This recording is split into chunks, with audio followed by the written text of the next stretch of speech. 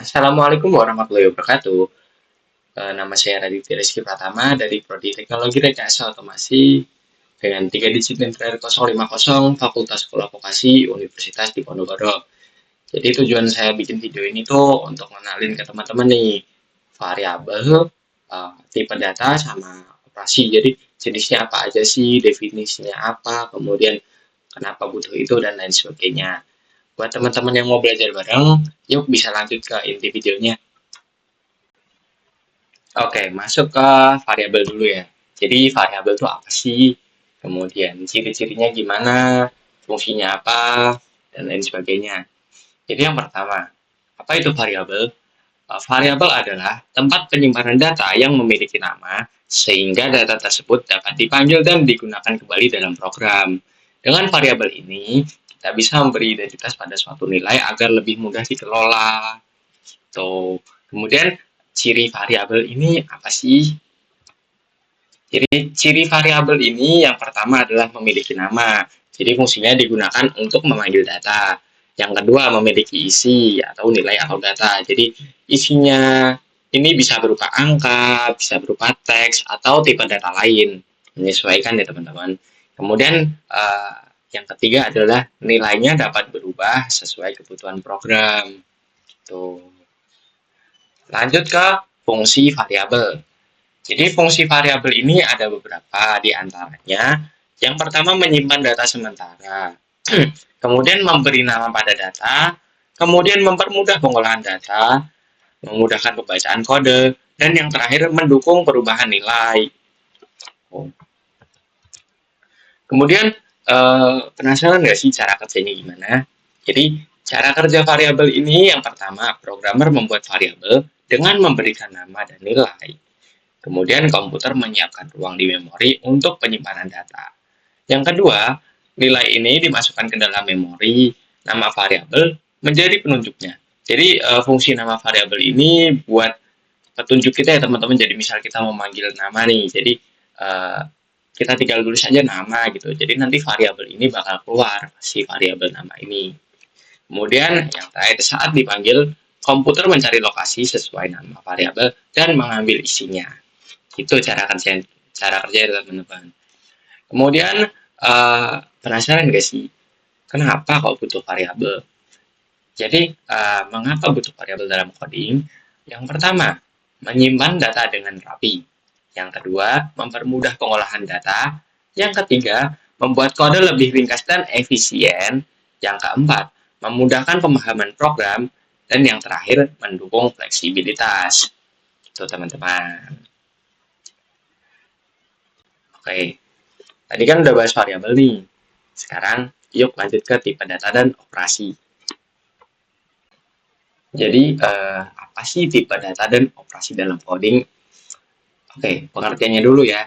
Jadi tipe data adalah jenis data yang disimpan di dalam program. Misalnya angka, teks, atau nilai benar atau salah. Kemudian operasi. Operasi adalah tindakan yang dilakukan terhadap data. Seperti menghitung, membandingkan, atau menggabungkan. Jadi contoh sederhananya, jika kita punya angka 5 dan 3, kita bisa melakukan operasi penjumlahan sehingga hasilnya ada angka 8. Gitu teman-teman. Kemudian jenis tipe data ini yang pertama tipe data primitif atau tipe data dasar.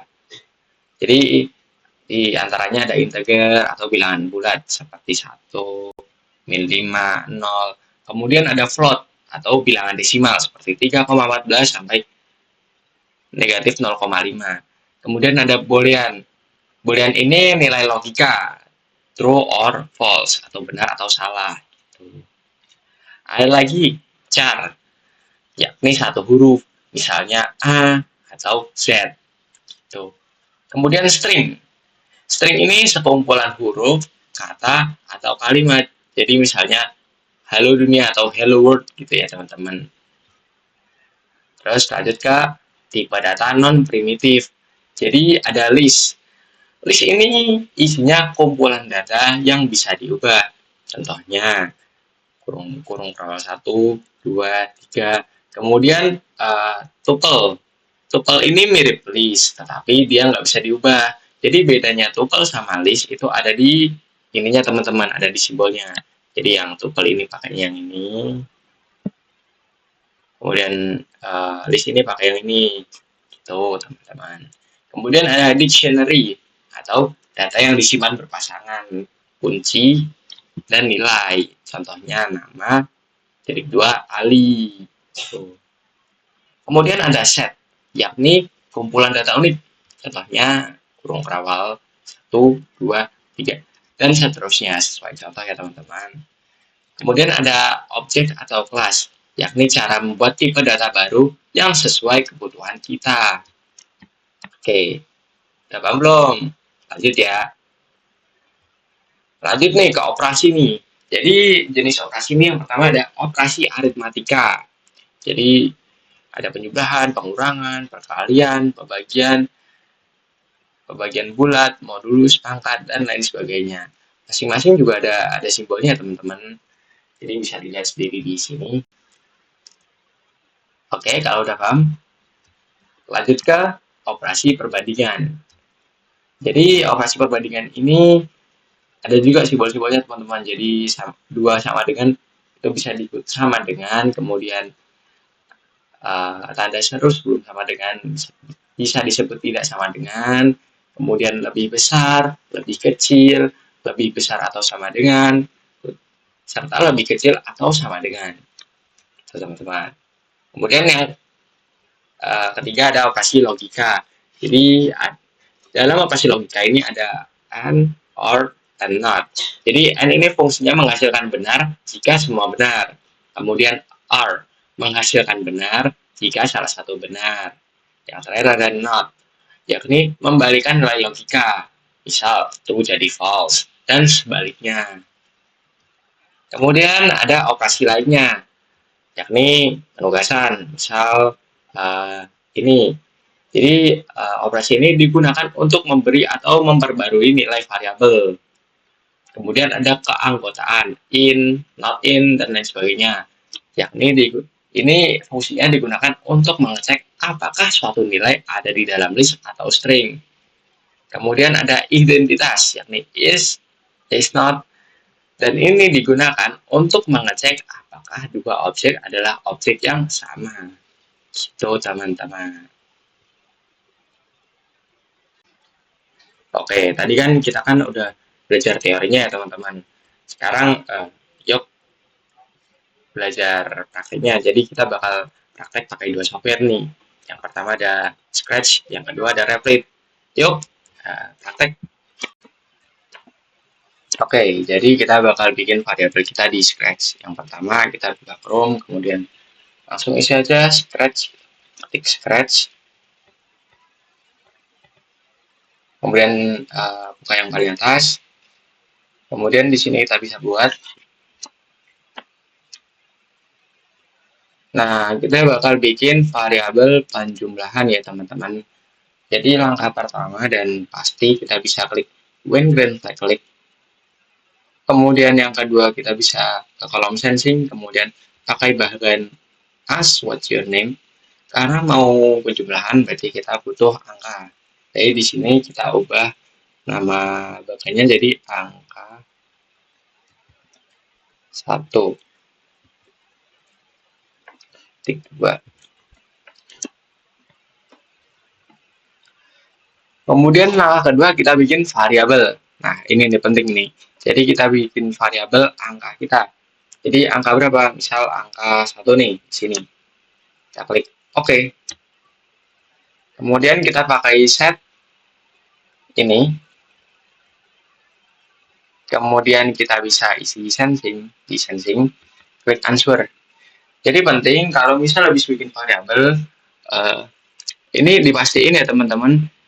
Jadi misal di sini angka 1, di sini juga intinya harus angka 1. Intinya atas sama bawah harus sama lah. Kemudian sama langkah kedua, kita bisa klik ask what's your name. Karena penjumlahan berarti kan butuh 2 angka atau lebih ya. Jadi kita bisa isikan angka 2. Kemudian kita bisa bikin variabel lagi. Kita isikan angka 2, enter. Langkahnya sama, kemudian kita pakai set, kemudian uh, kita klik sensing, kemudian answer. Nah, di sini ya teman-teman, pentingnya di sini. Jadi ini kan angka 2 nih, yang di sini juga harus angka 2 juga. Jadi kita klik angka 2. Tuh. Nah, cara kerjanya gimana? Jadi di sini kan ada bagan-bagan ya teman-teman. Nah, ini adalah tempat uh, komputer menyimpan memori dari data yang kita punya. Jadi misal green flag klik nih, angka 1. Kita isikan angka 1-nya misal 16. Kita enter. Kemudian angka 2-nya misal 21. Kita enter lagi. Jadi di sini variabel kita udah tertera di memori komputernya, gitu, teman-teman. Lanjut ke ini ya, kita mau bikin penjumlahan. Jadi buat penjumlahan, kita bisa bikin variabel baru lagi dengan ketikkan hasil. Ini namanya bebas ya teman-teman. Kemudian kita bisa pakai set. Set. Nah, penting. Jadi angka 1 ini kita ubah ke hasil. Kemudian karena mau penjumlahan, kita klik operator. Kemudian kita pakai yang ini, yang penjumlahan. Kemudian dua kolom ini kita isikan variabel angka 1 dan angka 2. Kita isi variabel angka 1. Kita isi variabel angka 1. Kemudian variabel angka 2. Kemudian kita masukin ke sini. Kemudian kita ke kolom logs, kita klik say, kemudian ke operator, ke join. Di sini diketikkan ya teman-teman. Jadi misal hasil penjumlahan sama dengan, nah si banananya ini, kolom banananya ini kita bisa pakai variabel kita ganti pakai variabel kita. Variabel apa? Variabel hasil. Nah, gini teman-teman. Jadi ini kan udah ada nih angka 1, angka 2 dan hasil. Ini kurang lebih programnya udah selesai, tinggal kita run. Misal angka 1-nya 2 misal. Angka 2-nya 8. Enter. Nah, langsung tertera hasil penjumlahannya sama dengan 10. Gitu teman-teman. Kurang lebih gitu. Mudah kan? Kalau menurut saya sebelah sini mudah ya teman-teman. Jadi sekarang kita bakal lanjut ke Python.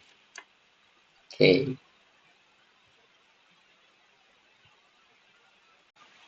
Oke, sekarang kita bakal buat program kita di Replit pakai Python.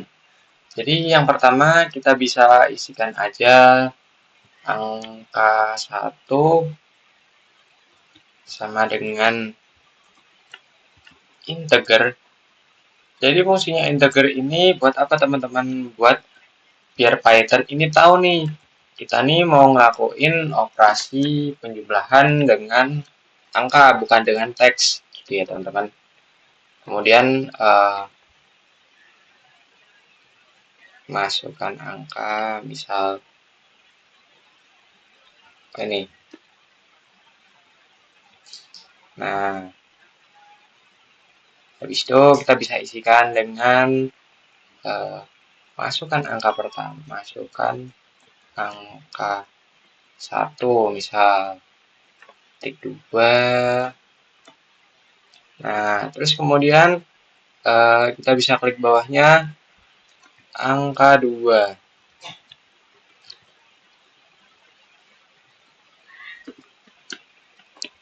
Sama dengan integer lagi, kemudian kurung buka input,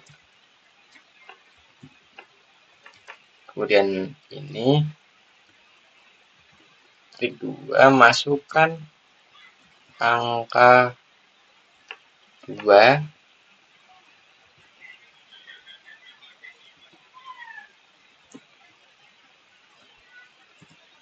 Oke, gini, kemudian gini.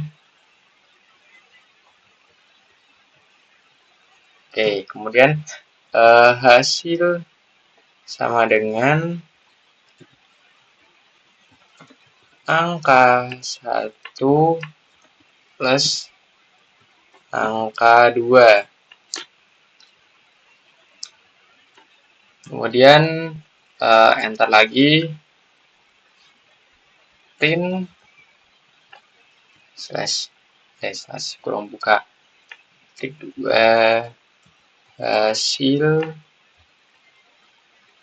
penjumlahan sama dengan,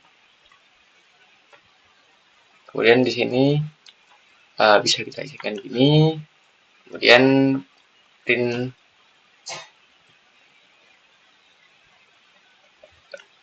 hasil.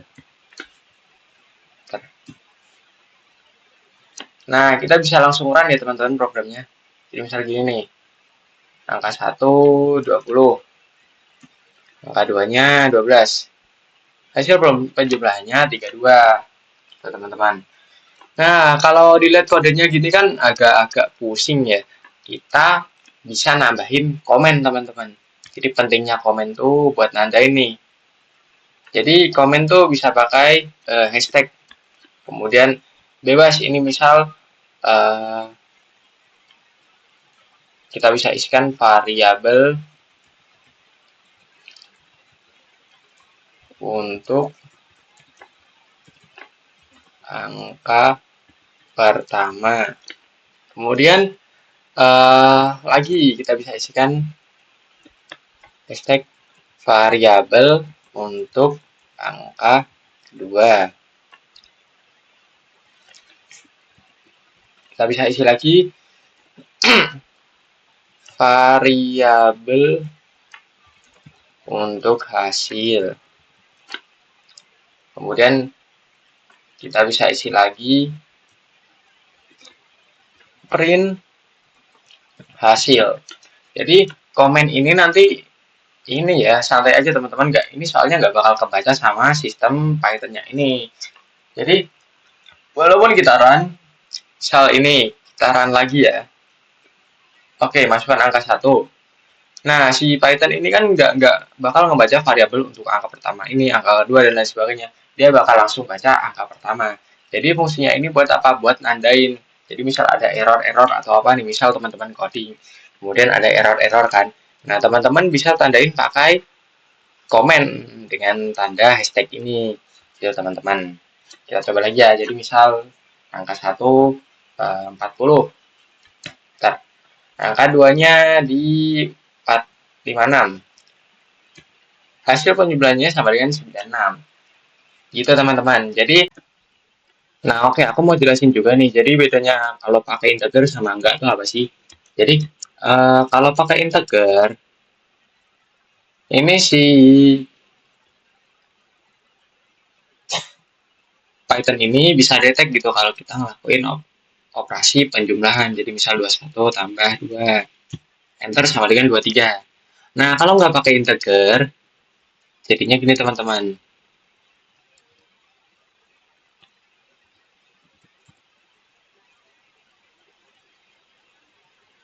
Bentar, kita lihat dulu. Kemudian kita run. Masukkan angka 1. Misal angka 1-nya adalah 24. Angka 2-nya 23. Nah, jadi si Python ini detect-nya nih kita nambahin angkanya. Jadi nambahin ini dalam maksudnya kita 24 nih, 24 di belakangnya ditambahin 23 gitu teman-teman. Jadi bukan operasi penjumlahan, jadi penggabungan. Gitu bedanya teman-teman.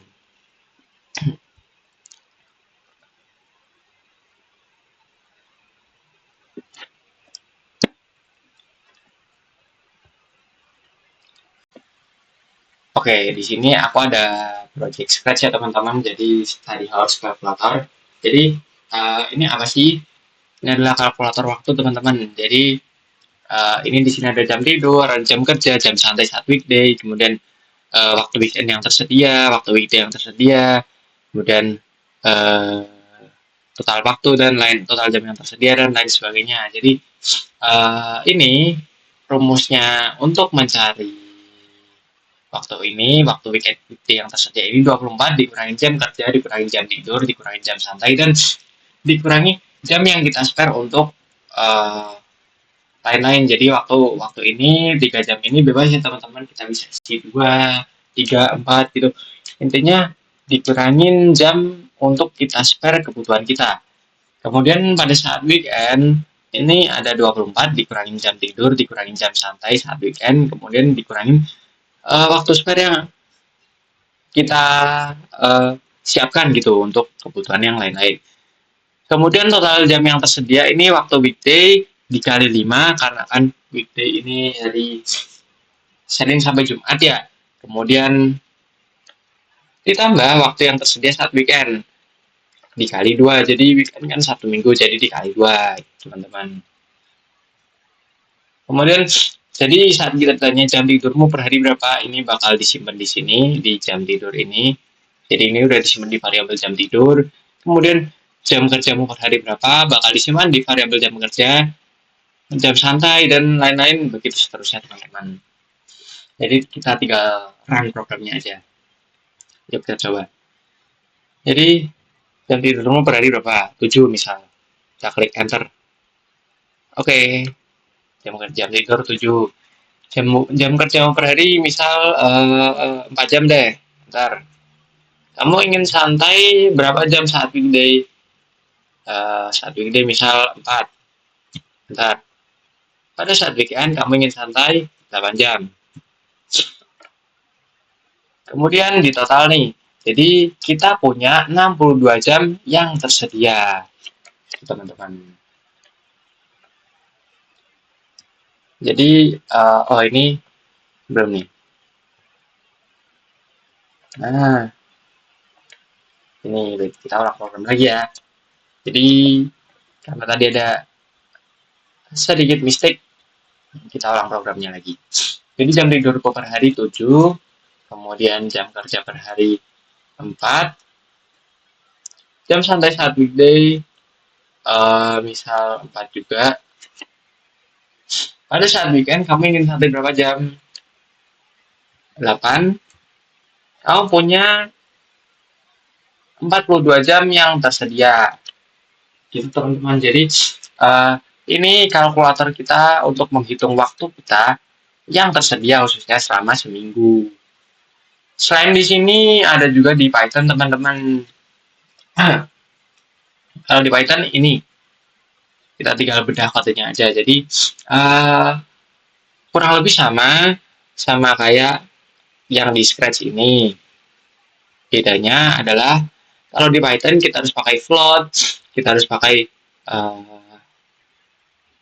kita harus pakai float, pakai string. Fungsinya apa? Float ini fungsinya untuk memanggil angka desimal. Jadi si Python ini bisa ngebaca nih kalau misal kita memakai angka desimal. Jadi misal 8,5 jam, 7,5, 3,4 dan lain sebagainya.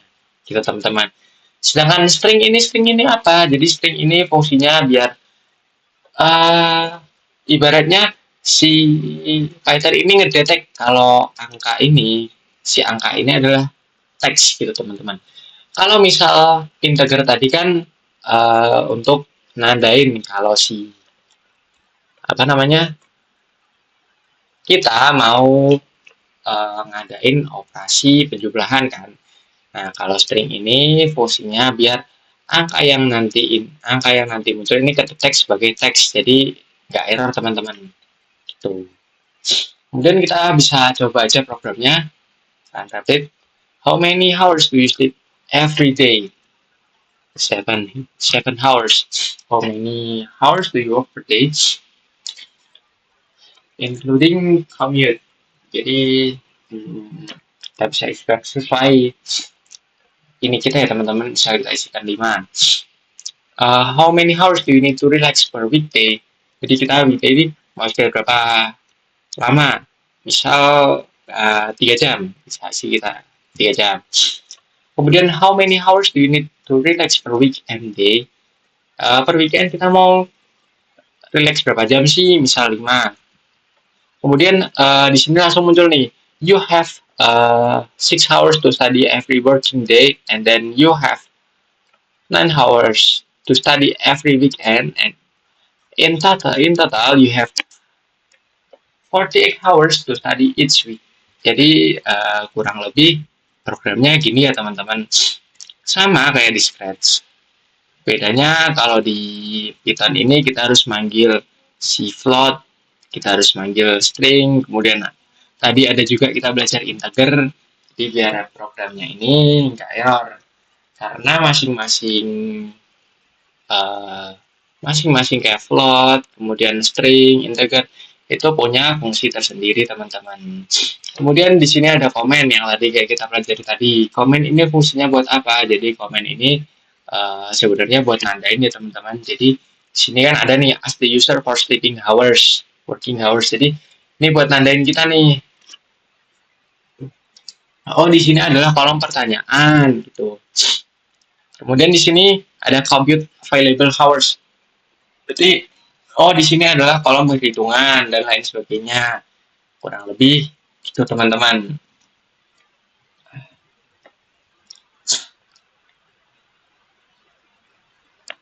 Jadi itu aja mungkin yang bisa saya sampaikan di video kali ini. Assalamualaikum warahmatullahi wabarakatuh.